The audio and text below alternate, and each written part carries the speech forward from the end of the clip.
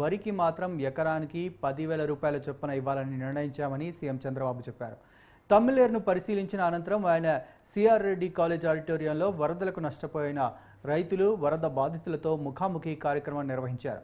ఉప్పుటేరుపై regulator నిర్మాణంపై సీరియస్గా నిర్ణయం తీసుకుంటామని చెప్పారు.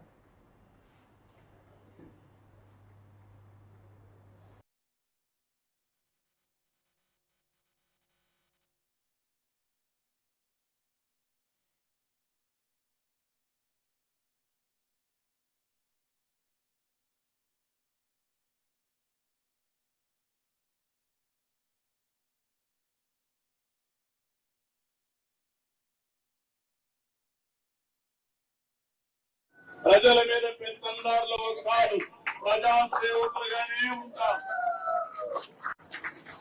మా ఎమ్మెల్యేలు గాని, అధికార యంత్రాంగం గాని ఎప్పుడూ మీకు అందుబాటులో ఉంటుంది. ఒక ఇబ్బంది వచ్చినా, మామూలు సమయమైనా మీ మంచి కోసమే పనిచేస్తాం. ఈ విషయం కూడా మీరు ఆలోచించమని మరొకసారి కోరుకుంటూ, ఏదో ఆ రోజు ఎలక్షన్ లో ఓట్లు వేశారు, బ్రహ్మాండం గెలిపించారు, మా బాధ్యత అయిపోయిందని మీరు ఇష్టపడుతుంటే మళ్ళా దుర్మార్గులు వచ్చి రాష్ట్రాన్ని సర్వనాశనం చేయడానికి ఆలోచిస్తారు. అలాంటి ఆలోచనలే రాకూడదు అనుకుంటే అనునిత్యం మమ్మల్ని ముందు నడిపించే దాంట్లో మీరు ప్రధానమైన పాత్ర వహించాల్సిన అవసరం ఉంది. మేము చెప్పేది వెళ్ళండి, నచ్చితే దాన్ని అమలు చేయండి. ఓసారి మీ ఇబ్బంది ఉంటే ఆ ఇబ్బంది కూడా నిర్మోహమాటంగా మీరు చెప్పండి, అది కూడా నేను కరెక్ట్ చేసుకొని తద్వారా మంచి నిర్ణయాలు చేస్తాం. రేపు రాబోయే రోజుల్లో నేను ఎప్పటికప్పుడు మీకు అందరికీ ఒక యాప్ డెవలప్ చేస్తున్నాం. మీ అందరికీ కూడా మీ సెల్ ఫోన్ నెంబర్ కి ఒక మెసేజ్ వస్తుంది. మీరు దానికి సమాధానం చెప్తే నేరుగా నాకే వస్తుంది. దానిపైన నేను చర్యలు తీసుకునే అవకాశం వస్తుంది. మధ్యవర్తులు ఎప్పుడూ ఉండరు. మీకు నాకు నేరుగా ప్రజలకు, ముఖ్యమంత్రికి, ఉప ముఖ్యమంత్రికి ఈ యాప్ ద్వారానే సమాచారం తీసుకుని అన్ని సమస్యలు పరిష్కారం చేయడానికి ముందుంటామని మరొకసారి మీ అందరికీ గమనిస్తున్నా. మా ఎమ్మెల్యేలు కూడా పనిచేస్తాం, మా ఎంపీలు పనిచేస్తాం, మా కలెక్టర్లు గాని, ఆర్టీఓలు గాని, ఎస్పీలు గాని అందరం కూడా ప్రజలకు సేవకులుగా ఉంటాం. ప్రజాసేవకు అంకితం అవుతాం. మీ అందరికీ ఏపీలో ఇంత దుర్మార్గ పాలన ఎన్నడూ లేదని చంద్రబాబు సర్కార్పై వైసీపీ అధినేత జగన్ ఫైర్ అయ్యారు. అక్రమ కేసులో అరెస్ట్ అయి గుంటూరు జైల్లో ఉన్న మాజీ ఎంపీ నందిగం సురేష్ను పరామర్శించి ధైర్యం చెప్పారు. అన్ని విధాలా పార్టీ అండగా ఉంటుందని భరోసా ఇచ్చారు. అక్రమ కేసులో ఒక దళిత నేతను అరెస్టు చేశారని మండిపడ్డారు. చంద్రబాబు నిర్లక్ష్యంతో విజయవాడ అతలాకుతలమైందని, బాబు తప్పిదాలను డైవర్ట్ చేసేందుకే అక్రమ కేసులు బనాయించారని జగన్ ఆరోపించారు. తారీఖున రాత్రి పూట హైదరాబాద్ కు వెళ్లి సురేష్ ఒక దళితుడిని, ఒక ఎక్స్ ఎంపీని అరెస్ట్ చేశారు. విజయవాడలో చంద్రబాబు నాయుడు గారి వ్యవహార శైలిపై దాదాపుగా 60 మంది పైచీలకు మనుషులు చనిపోయిన పరిస్థితుల మధ్య చంద్రబాబు నాయుడు గారి ప్రభుత్వం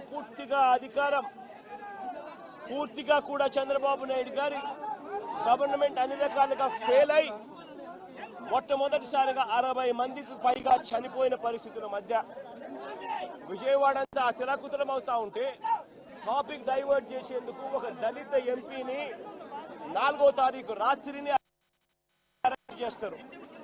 3-4 సంవత్సరాల కిందట జరిగిన ఈ కార్యక్రమం, ఈ ఘటన 2021 అంటే దాదాపుగా 4-5 సంవత్సరాల కిందట జరిగిన ఘటన. ఈ రోజు టాపిక్ డైవర్ట్ చేసేందుకు 4వ తారీఖు రాత్రిన సురేష్ను, దళిత ఎంపీని, విజయవాడ డిప్యూటీ మేయర్ భర్తను అరెస్ట్ చేస్తారు. ఏపీలో పాత మద్యం పాలసీ ఈ నెలాఖరుతో ముగియనుంది. త్వరలోనే నూతన మద్యం విధానం అమల్లోకి రానుంది. ఈ నేపథ్యంలో నూతన మద్యం విధానంపై అధ్యయనానికి 5 మంత్రులతో కేబినెట్ సబ్ కమిటీ ఏర్పాటు చేశారు. ప్రస్తుతం అమల్లో ఉన్న మద్యం విధానంపై ఈ కేబినెట్ సబ్ కమిటీ సమీక్ష జరపనుంది. అంతేకాకుండా తెలంగాణ, కర్ణాటక వంటి పొరుగు రాష్ట్రాల్లో అమలు చేస్తున్న మద్యం విధానాలపై అధ్యయనం చేయనుంది.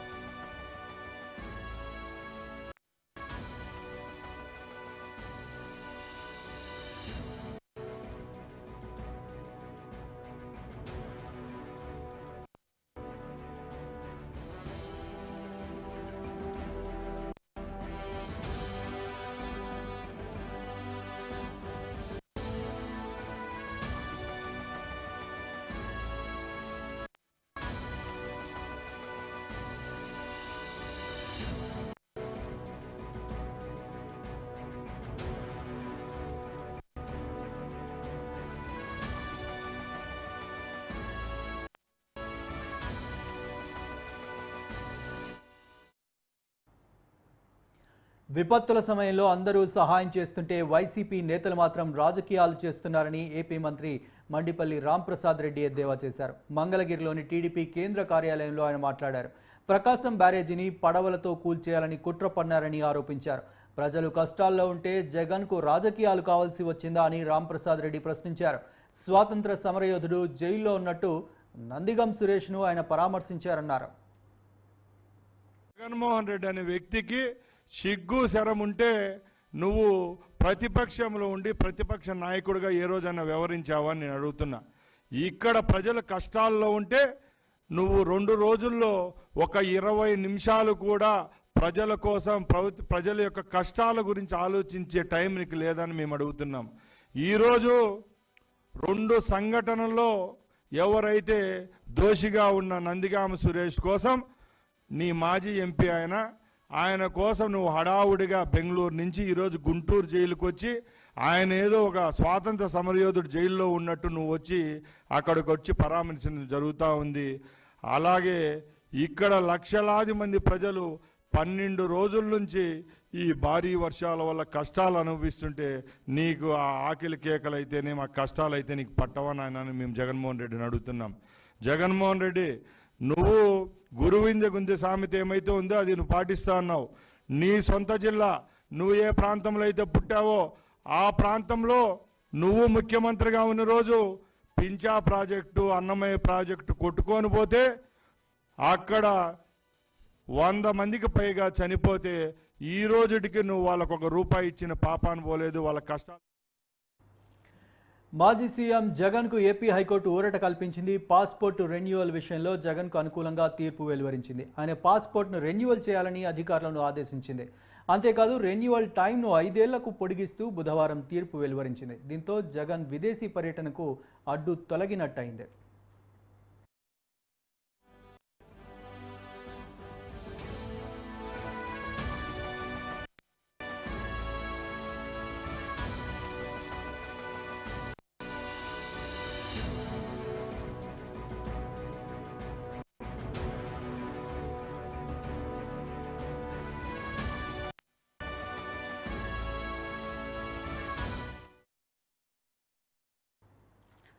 చంద్రబాబు నివాసంపై దాడి కేసులో ఆరోపణలు ఎదుర్కొంటున్న మాజీ మంత్రి జోగి రమేష్ ముందస్తు బెయిల్ కోసం తీవ్ర ప్రయత్నాలు చేస్తున్నారు. ముందస్తు బెయిల్ కోసం జోగి రమేష్ తాజాగా సుప్రీంకోర్టును ఆశ్రయించారు.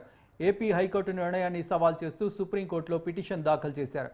జోగి రమేష్ ముందస్తు బెయిల్ పిటిషన్ను హైకోర్టు తిరస్కరించింది. ఈ నేపథ్యంలో ఆ పిటిషన్ను సుప్రీంకోర్టు రేపు విచారించే అవకాశాలున్నాయి.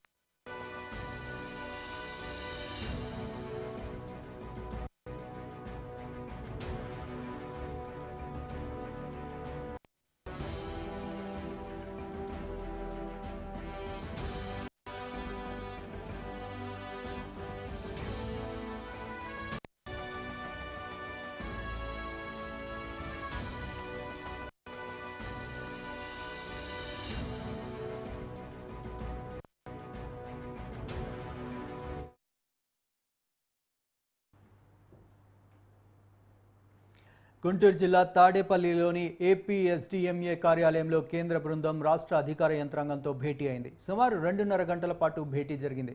రాష్ట్రంలోని వరద సహాయక చర్యల్లో సీఎం, మంత్రులు, ప్రజా ప్రతినిధులు, అధికార యంత్రాంగం అహర్నిశలు పనిచేసిన తీరును అధికారులు ఈ సందర్భంగా కేంద్ర బృందానికి వివరించారు. వరద ప్రభావిత ప్రాంత బాధితులకు 1 కోటికి పైగా ఆహారం ప్యాకెట్లు, వాటర్ బాటిళ్లు పంపిణీ చేశామని అధికారులు తెలిపారు. ప్రభావిత ప్రాంతాల్లో పెద్ద సంఖ్యలో మెడికల్ క్యాంపులు ఏర్పాటు చేసి అత్యవసర వైద్య సాయం అందించామని కేంద్ర బృందానికి వివరించారు. ఇళ్లలో దెబ్బతిన్న ఎలక్ట్రానిక్ పరికరాలు, వాహనాలు, గృహోపకరణాలను సిబ్బందితో మరమ్మతులు చేయిస్తున్నామని చెప్పారు.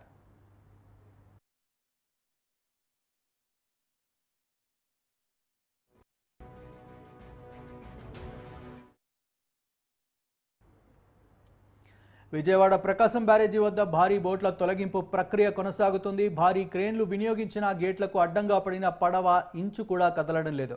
ఒక్కొక్కటి 50 టన్నుల బరువు లేపే సామర్థ్యం ఉన్న 2 భారీ క్రేన్లను ఉపయోగించిన బోటు కదలడం లేదు.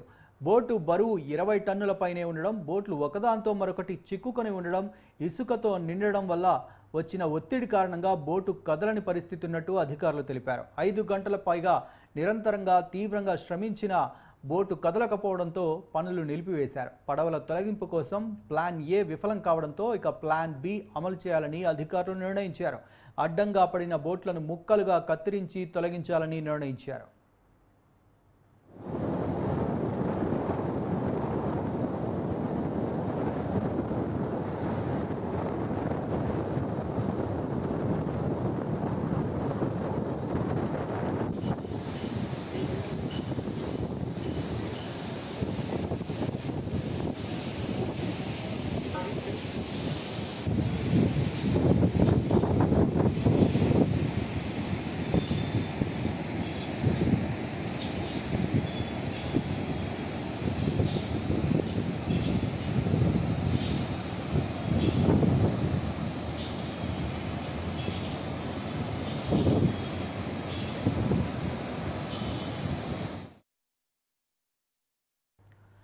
ఎన్టీఆర్ జిల్లా మైలవరం నియోజకవర్గంలో ఎమ్మెల్యే వసంత కృష్ణ ప్రసాద్ పర్యటించారు. గాజులపేట జాకీర్ హుస్సేన్ కాలేజీ రోడ్, ప్రసాద్ నగర్లోని వరద బాధితులను కలిసి వారి సమస్యలను అడిగి తెలుసుకున్నారు. ప్రజలు వారి సమస్యలను ఎమ్మెల్యే దృష్టికి తీసుకువెళ్లారు. ప్రభుత్వం వరద బాధితులను ఆదుకుంటుందని ఎమ్మెల్యే వారికి ధైర్యం చెప్పారు. అన్ని శాఖల అధికారుల సమన్వయంతో పనులు వేగవంతం చేస్తున్నట్టు తెలిపారు. ప్రతి ఒక్కరికి న్యాయం జరిగేలా కృషి చేస్తామని హామీ ఇచ్చారు.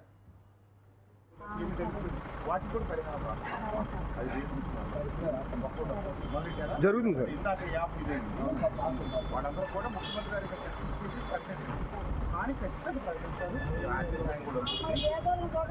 చూడటానికే కదా మనం 10 రోజులు బట్టి నిద్రపోకుండా తిరుగుతుంది.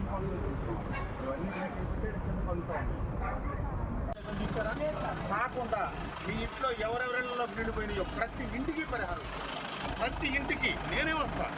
రాని వాళ్ళ ఎప్పటి నాది పని. మేము ఉదయం నుంచి రాత్రి దాకా మీకోసమే పనిచేస్తున్నామమ్మా. మీ ఎదురుకు వచ్చి మీ పక్కన కూర్చుంటే ఏం ఉరుగుద్ది? నేను మంత్రులతో, ముఖ్యమంత్రి గారితో, కలెక్టర్లతో మాట్లాడితే నాకు ఉరుగుద్ది. ఇక్కడ కాదు, చీకొండూరు, మైలవరం, రెడ్డిగూడి మొత్తానికి కూడా వాళ్ళు చెరువులు దిగి ఇళ్ళు మునిగిపోయి నానా బాధలు పడతారు పేదోళ్ళు. వాళ్ళందరికీ ఈరోజు 32,000 ఫిఫ్టీ శాంక్షన్ తీసుకుంటారు కుదురుపోయి. వాళ్ళకి పంపుతాం, వాళ్ళకి ఇచ్చిన మేము అదే పని చెప్తారు. తప్పకుండా మీకు 2 రకాలు ఇన్నేళ్ళు బట్టి మీరు ఎన్నో వరదలు తీశారు. కానీ ఈసారి పంట వరద చాలా ఉధృతంగా వచ్చింది. కానీ మీరు గమనించాల్సిందంటే ఎన్నిసార్లు భోజనం, ఎన్నిసార్లు పాలు, ఎన్నిసార్లు ఈసారి స్థాయిలో పంపిస్తాం. వెంబటే నేను అందరికీ రేషన్ పంపిస్తాం. ఇప్పుడు ప్రతి ముందు నుంచి నడుస్తాయి. అంతకుముందు పోయిన పంపించాం, పాలు పంపించాం. ఇప్పుడు మునిగిపోయిన మందికి కూడా పరిహారం రాస్తామమ్మా. నష్టపరిహారం ప్రజలకి బట్టలు తెచ్చిపోయి, కొడుకులు తెచ్చిపోయి అదేనమ్మా. ప్రభుత్వం 50 రకాలుగా అండగా ఉంటుంది. మీకు ఈ పూట రాసుకొస్తున్నారు అటు పక్క నుంచి వచ్చి మీరు కూడా రాసుకుంటారు. కనపడతా ఉంది కదా ఈ మార్పు, నడువు రోజు పైగా ఇటు కనబడతాం. అందుకే ఎట్టి ఎత్తుకొచ్చి నష్టపరిహారం ఇస్తాము. అన్ని రకాలుగా ప్రభుత్వం సాదుకుంటున్నాము. మీకు అండగా పరిహారం కూడా వస్తుంది.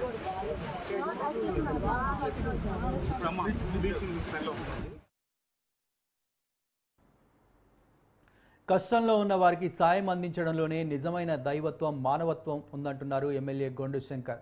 మెప్మా ఆధ్వర్యంలో 2,30,000 రూపాయల చెక్కును ఎమ్మెల్యే గొండు శంకర్ ద్వారా సీఎం సహాయ నిధికి అందజేశారు. విజయవాడ వరద బాధితుల కష్టాలు వర్ణనాతీతంగా ఉన్నాయని, సర్వం కోల్పోయి నిరాశ్రయులుగా మిగిలారని అన్నారు. ఆపదలో ఉన్న తోటి వారికి తోచిన సాయం అందించేందుకు ముందుకు వచ్చిన స్వయం శక్తి సంఘాల ఆర్పీలకు ఎమ్మెల్యే అభినందనలు తెలిపారు. అందరు బాధితులు ఉన్నారో వారి కోసం శ్రీకాకుళం పట్టణ మహిళా సమైక్య ఈ డ్వాక్రా గ్రూప్ సంఘాలు అందరూ కూడా కలిపి 2,30,000 రూపాయలు సీఎం గారి సహాయ నిధికి అందించడం జరిగింది. వారి వంతు ఏదో సహాయం ఏదో ఒకటి అక్కడ చేయాలనే ఉద్దేశంతో ఈ డబ్బులన్నీ కలెక్ట్ చేసి ఇవ్వడం జరిగింది. ఈ సందర్భంగా శ్రీకాకుళం పట్టణంలో ఉన్నటువంటి డ్వాక్రా మహిళా సంఘాల అందరికీ సభ్యులందరూ కూడా పేరు పేరున నా హృదయపూర్వక ధన్యవాదాలు తెలియజేసుకుంటూ ఇలాంటి మంచి కార్యక్రమాలు చేపట్టాలి. ఎందుకంటే ప్రతి ఒక్కరికి ఆపదలో ఉన్నప్పుడు ఆదుకోవడం అనేది మన సాంప్రదాయం, అది మన ధర్మం. మీరు అది పాటించినందుకు మీ అందరికీ అభినందనలు తెలియజేసుకుంటూ కొంత అమౌంట్ని కలెక్షన్ చేసి మేము వరద బాధితులకి ఫండ్ రూపంలో సీఎం గారి ఫండ్కి ట్రాన్స్ఫర్ పెట్టడం జరిగిందండి. మా మహిళా సంఘాలన్నీ సహాయం చేశారు. 2,30,500 రూపాయలు మహిళా సంఘాల తరఫున మేము ఫండ్ వరద బాధితులకి మా ఫండ్ డొనేట్ చేశామండి. దీనికి మా పీడీ గారు ఎంతగానో మాకు ప్రోత్సహించారు. అలాగే మా ఎండీ గారు కూడా మాకు ఎంతగానో ప్రోత్సహించి మాకు ముందుండి నడిపిస్తున్నారండి. అలాగే మేము మా ఎమ్మెల్యే గారు గురుశంకర్ గారి ఆధ్వర్యంలో ఈ చెక్కుని మేము సీఎం గారి ఫండ్కి రిలీజ్ చేయడం జరిగిందండి, డొనేట్ చేయడం జరిగింది. అదేవిధంగా ఇప్పుడే కాకుండా తిత్లీ తుఫాన్ టైంలో కూడా చేశామండి. మళ్ళీ ఉదయం తుఫాన్ టైంలో కూడా మాకు తోచినంత సాయం మహిళా సంఘాల తరఫున మేము చేశాము. అదేవిధంగా ఎటువంటి సాయం చేయడానికైనా మహిళా సంఘాలన్నీ కూడా ముందుండి మేము ప్రోత్సహించి నడిపిస్తున్నారు. ఇలాగే ఎన్నో విపత్తులు వచ్చినప్పుడు కూడా మా మహిళా సంఘాలన్నీ కూడా ముందుకొచ్చి డొనేషన్స్ ఎన్నో చేశాయి సార్. అలాగే ఢిల్లీ తుఫాన్ కానీ విద్యుత్ కానీ ఇలాంటి తుఫాన్లోన మా అందరూ ఆర్పీలు తర్వాత ఇక్కడ సంఘాల సభ్యులు కానీ అందరూ కూడా సహకరించి ఇక్కడ నుంచి ఎంతో కొంత డొనేషన్ అయితే ఇవ్వడం ప్రతిసారి కూడా జరుగుతుంది. ఈసారి కూడా మా వంతు విజయవాడ వరద బాధితుల నివారణం మాకు మొత్తం 2,30,500 రూపాయలు ఈ చెక్ని మాకు ఇక్కడ ఎమ్మెల్యే గారి ద్వారా మేము డిస్ట్రిబ్యూషన్ చేయడం జరిగింది. తూర్పుగోదావరి జిల్లా రాజమహేంద్రవరం ధవళేశ్వరం బ్యారేజీ వద్ద రెండో ప్రమాద హెచ్చరికను జారీ చేశారు అధికారులు. ప్రస్తుతం 14.10 అడుగులకు గోదావరి నీటి మట్టం చేరింది. దీంతో 175 గేట్లు ఎత్తి 13,23,000 క్యూసెక్కుల నీటిని సముద్రంలోకి వదిలారు. గోదావరి ఉధృతంగా ప్రవహిస్తున్న నేపథ్యంలో వినాయక నిమజ్జనాలను వాయిదా వేసుకోవాలని అధికారులు ఆదేశాలు జారీ చేశారు. లోతట్టు ప్రాంతాలైన లంక గ్రామాలను అంబేద్కర్ కోనసీమ జిల్లా కలెక్టర్ అప్రమత్తం చేశారు. మత్స్యకారులు ఎవరూ వేటకు వెళ్లొద్దని సూచించారు.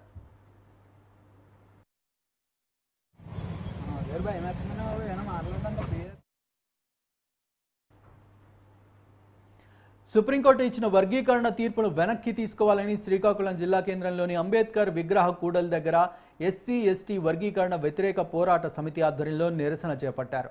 ఢిల్లీలో జాతీయ స్థాయిలో మాల పెద్దలు తీసుకున్న కార్యక్రమానికి మద్దతు తెలిపారు. ధర్నా అనంతరం కలెక్టర్కు మెమరాండం సమర్పించారు. రాజకీయ లబ్ధి కోసం ఎస్సీ ఎస్టీ మాల మాదిగల మధ్య చిచ్చు పెట్టడం సరికాదన్నారు. ఎస్సీ కార్పొరేషన్ ద్వారా సౌకర్యాలు కల్పించి అండగా నిలవాలన్నారు.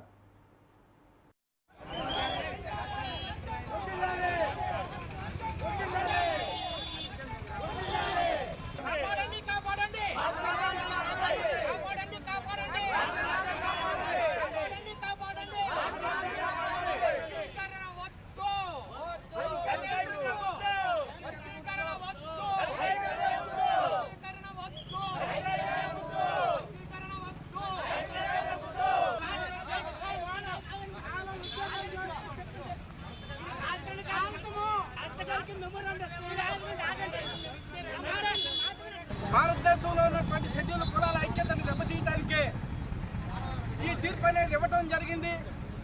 అందుచేతనే భారతదేశంలో కోట్లాదిగా అంటరాని ప్రజలందరూ కూడా పేదరికంలో జీవిస్తూ ఉన్నప్పటికీ కూడా వాళ్ళ ఐక్యతను దెబ్బతీసే కుట్ర అనేది ఈ తీర్పులో ఉంది. కాబట్టి దేశంలో ఉన్నటువంటి 44 కోట్ల దళిత ప్రజలందరూ ఈ రోజున వాళ్ళ రాజ్యాంగబద్ధమైనటువంటి హక్కులు కాపాడుకోవడానికి రోడ్ల మీదకి రావాల్సిన పరిస్థితి ఏర్పడ్డది. దీనికి ప్రధాన కారణం ఈ దేశాన్ని పరిపాలిస్తున్నటువంటి నరేంద్ర మోడీ, ఈ సుప్రీంకోర్టు తీర్పు అని మీ అందరికీ మనవి చేస్తూ ఉన్నాను. మిత్రులారా, ఒక దళిత ప్రజలకే కాదు, ఈ దేశంలో మైనార్టీ ప్రజలందరూ ప్రత్యేకమైనటువంటి హక్కులన్నింటినీ కూడా కాలరాసి ఈ దేశంపై హిందూ ఆధిపత్యం, హిందూ అధికారం కొనసాగాలనే కుట్రతో ఈ దేశంలో ఉన్న మైనార్టీ ప్రజలందరినీ కూడా, పేద ప్రజలందరినీ కూడా బానిస వ్యవస్థకు నెట్టాలనే కుట్రతో ఈ విభజన అనేది జరుగుతుందని మీ అందరికీ మనవి చేస్తూ ఉన్నాను. స్వతంత్రం వచ్చి భారతదేశంలో దళితుల పరిస్థితులు ఏంటో మీరు ప్రతినిత్యము రాస్తూనే ఉన్నారు.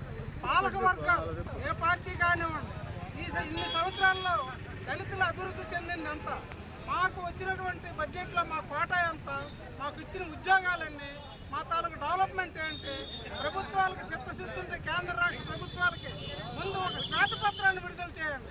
అప్పుడు వర్గీకరణ జోలికి వెళ్ళండి. రాజకీయం కోసం, ఓటు బ్యాంక్ రాజకీయం కోసం ఎస్సీ ఎస్టీల మధ్యన, మాలల మధ్యన, మాదిల మధ్యన స్విచ్ పెట్టి పబ్బం గడుపుకున్నట్టుగా అయితే మోడీ ప్రభుత్వం గద్దె దిగే పరిస్థితి త్వరలోనే కనిపిస్తుంది. అల్లూరి సీతారామరాజు జిల్లా ఎటపాక మండల అటవీ కార్యాలయంలో జాతీయ అటవీ అమరుల దినోత్సవాన్ని అటవీ శాఖ అధికారి సత్యనారాయణమూర్తి ఆధ్వర్యంలో ఘనంగా నిర్వహించారు. అమరుల చిత్రపటాలకు పూలమాలలు వేసి నివాళులర్పించారు. అడవులని, అటవీ సంపదను రక్షించడం కోసం కొంతమంది అటవీ అధికారులు అమరులయ్యారని అటవీ అధికారి సత్యనారాయణమూర్తి అన్నారు.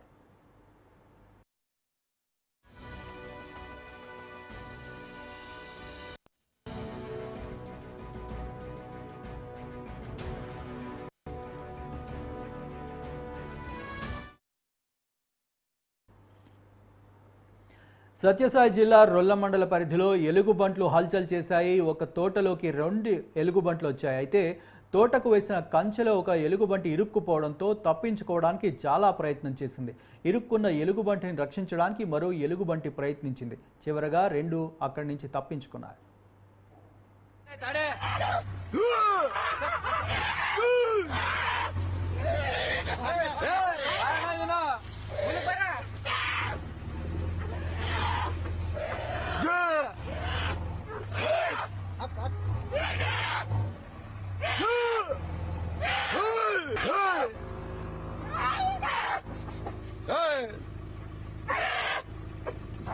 ಇದೈತಲ್ಲ ಹಿಂದ್ಗಡೆ ಕಾಲಿಂಗ್ ಗಂದು ಅನ್ನದ್ನ ಗಡೆ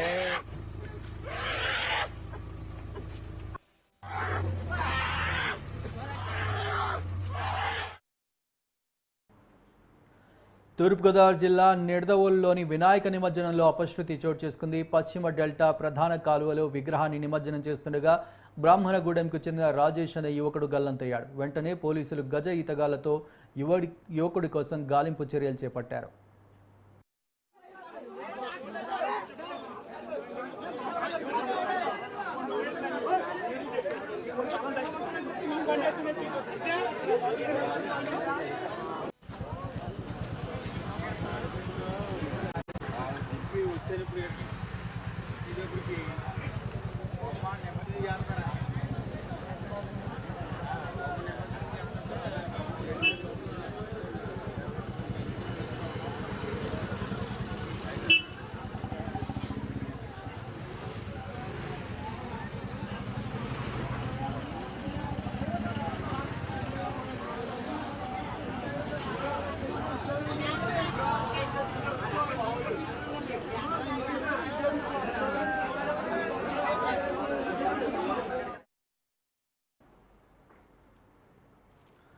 తూర్పుగోదావరి జిల్లాలో ఘోర రోడ్డు ప్రమాదం జరిగింది. జీడిపిక్కల లోడుతో వెళ్తున్న డీసీఎం బోల్తా పడడంతో 7 కూలీలు మృతి చెందారు.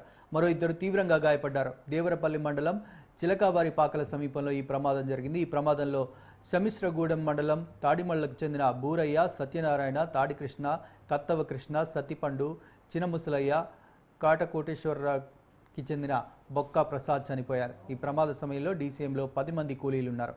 ప్రమాదం అనంతరం డీసీఎం డ్రైవర్ ఘటనా స్థలం నుంచి పారిపోయాడు. పోలీసులు కేసు నమోదు చేసుకుని దర్యాప్తు చేస్తున్నారు.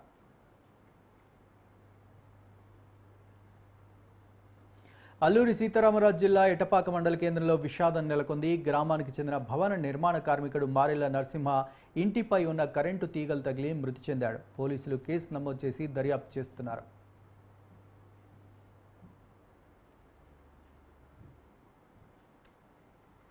పల్నాడు జిల్లా నర్సరావుపేటలో విషాదం చోటు చేసుకుంది. పాలపడు రోడ్డు కాలువకు ఈతకు వెళ్లి 2 మృతి చెందారు. ఇద్దరిలో ఒకరు బాలయ్య నగర్కు చెందిన సుధీర్ కాగా మరొకరు ప్రకాష్ నగర్కి చెందిన పసుమర్తి సంతోష్గా గుర్తించారు. కాలువలో సుధీర్ మునిగిపోతుండగా సంతోష్ కాపాడబోయి 2 మృతి చెందారు. పోలీసులు కేసు నమోదు చేసుకుని దర్యాప్తు చేస్తున్నారు.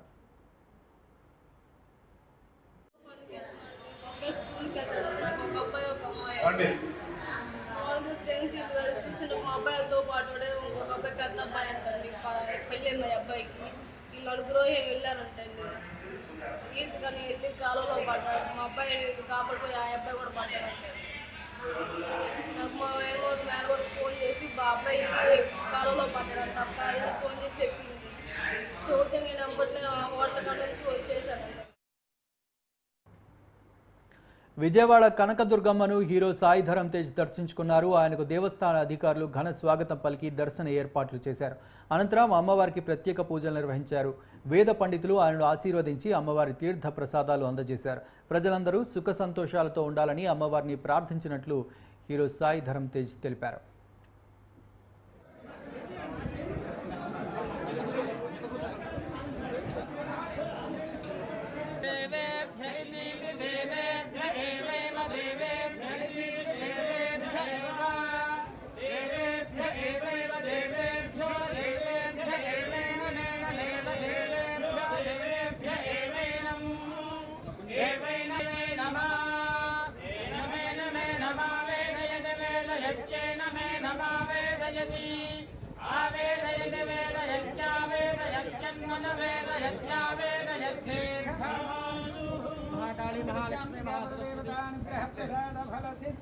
समस्त सन्मंगलानि भवन्तु पुनर्दर्शन प्राप्तिरस्तु.